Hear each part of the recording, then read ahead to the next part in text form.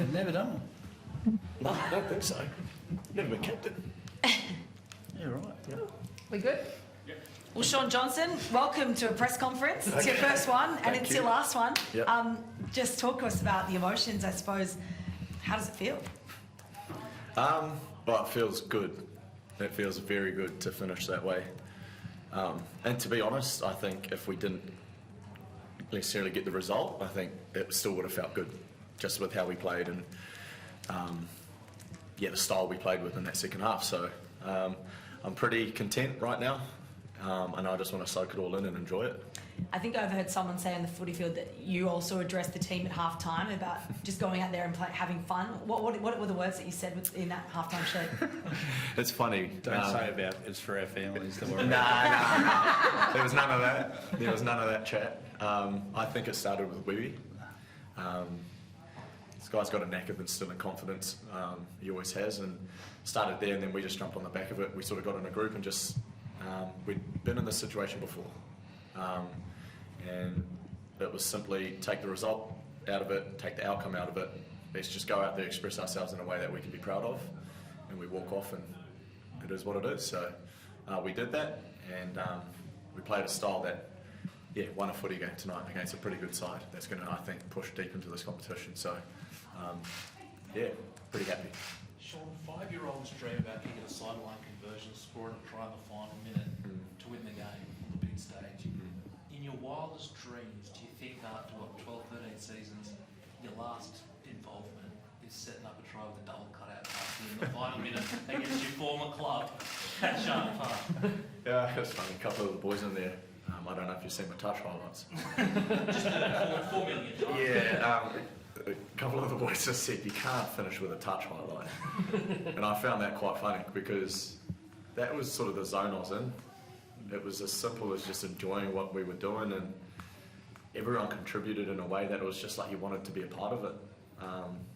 I've struggled to string games together this year, and it's sort of been my Achilles heel with not finding a groove, and tonight was my third game.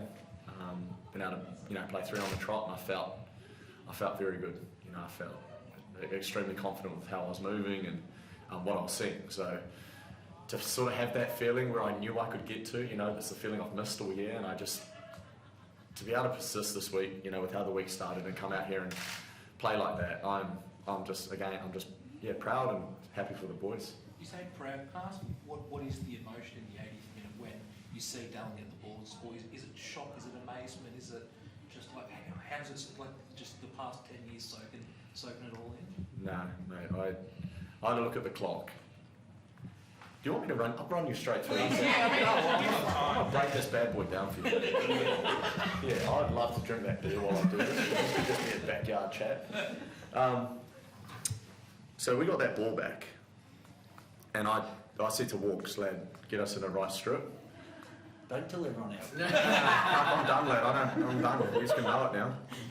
So we pretty much, it was a 3-play sequence where I wanted just to get momentum in around the spots I knew we could. Walks, he took control of the footy.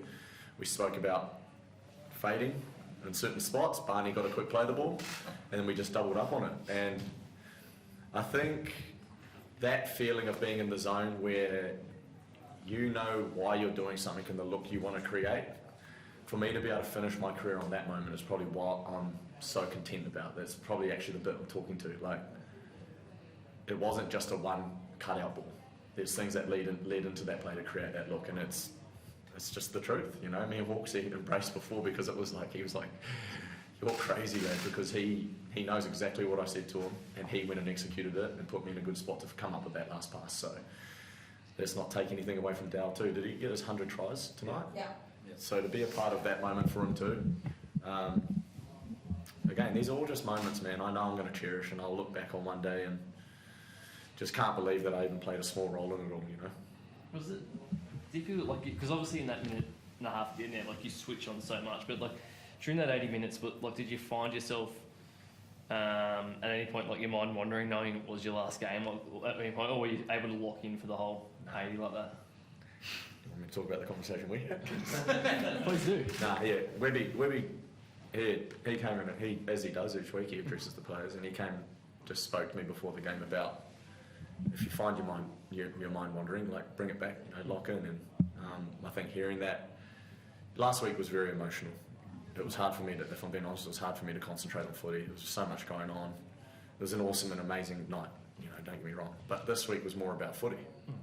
There was less distractions, and we got to play for Wade 100 games, and just really absorb it for what it was. And yeah, Webby spoke to me before the game, lock in. This is going to be a cool night, but you got to lock in and execute your role. And hearing those sorts of words, and when it comes down to the 80th minute, I was as locked in as I've ever been. There wasn't an ounce of doubt about time. This is my last moment ever. Nah, it was like, I'm so glad that kick from the sideline wasn't to win the game. Man, that would have been gnarly. So yeah, I'm just glad that we could just enjoy that try as a team, knowing that it was a team try, and that try was what won us the game. And what about when you guys are down by 18 points? Like at that point, obviously, anytime a team's down by 18 points, it's not great. But did it click in your mind at all? Go, this is a chance to do something awesome here and finish like that, or was it just, as you say, you were able to keep that focus, as you discussed? Yeah, no, we spoke about, man, we get to do something cool. Of course, coming back from a deficit like that it's a challenge. But if you execute that challenge, it's the best feeling in the world. And we were here last year in a similar spot. And I think even just having that in our back pocket, knowing that we can actually do it, it's not like it can't be done. That played a role in particular, and it maybe even played a role on their side. I can't talk about that, but who knows? So yeah, for us just to not do it like the easy way, and we kicked the ball into the pockets, and we got our defence right on the back of it, which we didn't get right in the first half. There was a real grip to what we were doing, and we expressed ourselves off the back of it, with the style of footy we played, which is what this guy asked us to do. So. Can you speak to Webby's influence? Oh, here we go. You ready? Just particularly around these closing weeks, and yeah, just that the relationship you guys have had.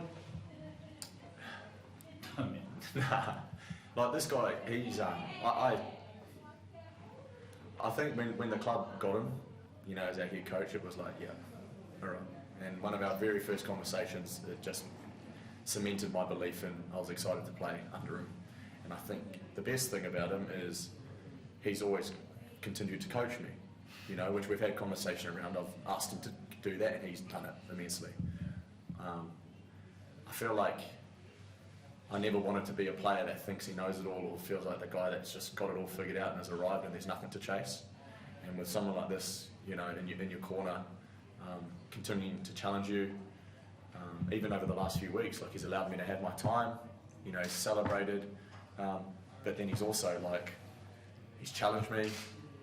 Some of our early conversations this week, it was he said some things that was I want to do this, you know what I mean? And then, I send you a message midweek? I sent him a message midweek and just told him how excited I was for the weekend, and he comes back, he goes, fuck yeah, I love that, I love that shit, So that's the type of relationship we have, and he's brought the best out of me at a point when a lot of people probably didn't believe I could, get to the level I've got to over the last 2 years. So for that, I'll always be grateful, and I think, I know, I genuinely believe that he's going to form a group, and he's continuing to build a group that's going to do good things for this club. The word legacy probably gets thrown around a little bit haphazardly in sport, but can I ask his legacy? It starts with a YouTube video, remember the name, Fort Minor, stepping everywhere. He takes him to a grand final, comes back from injuries, returns to the club, gets into the prelim last year, the Up the Wars movement. Can I just ask, what has he done for this club? What does he mean to it? Oh, he's done so much. I actually say he's done a lot for the game, but he's done a lot for our club, which he's a warrior. He loves this place. He's emotional about it. He left the club and wanted to come back to it. He loves it that much. But what he's done for the game, I just think if you've had a big impact on kids wanting to participate and play rugby league, particularly in New Zealand, I think there's 3 guys who've done it. That's Stacey, Benji, and Shaun. Those highlights clips that you saw when he was young, and then he comes out. You watch his highlights, it's amazing. And so many kids want to be him. And in New Zealand, that's pretty special, especially a rugby union dominated, or used to be dominated country. It's just had a massive impact. We sell out we sell out every week off the back of guys like Shaun, and it's just really special for what he's done the game member-wise. Shaun, I know if there's a beer with your name on it 3 metres away, I'm sure My that jaw's tingling you cannot thinking wait. about it. Can I ask, maybe not tonight, either next week, next month, what does the future hold for Shaun Johnson? Like, do you want to stay involved in rugby league? Do you know? He's got 5 weeks on. We've got to have a good look, I'm passionate about I'm passionate about just helping younger spine members, like the key position players, develop their game. I want to build a program. I'm passionate about building a program around giving them access to knowledge I wish I had access to coming through. So that's where it stems from. I would have loved some sort of mentor just to give me insight into what it takes to be a first grade halfback. Pressures, time, space, tempo, detail and what it takes to be a week in, week out first grade player. You know, with pressure on your shoulders because you're in those key positions. So I think I can offer that. I believe I can influence and give back in that manner, and that's probably what's going to get me out of bed.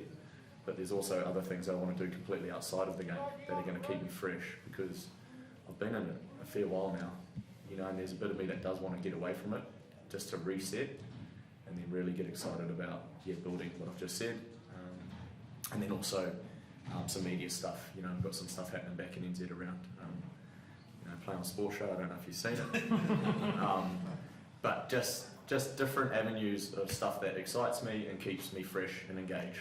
You know, I think I excel in one area, it helps the other. So that's what I'm keen to do now. Shaun, talk about your career. Like, are you most proud of what you were able to do last year in particular? Like, given like the type of player you were last year, as opposed to like the guy that came in and achieved what you did. If you know what I mean, like it's almost like there's two parts to your career. Like there's the way you played early on and achieved great things, but also the halfback you became last year. And when you talk about like wanting to build programs for halfbacks, do you mean in terms of trying to get guys to find out how to go from where you were at the start to where you were at the end with ease? Does that make sense, what I just said? Yeah, I kind of get what you're saying, man.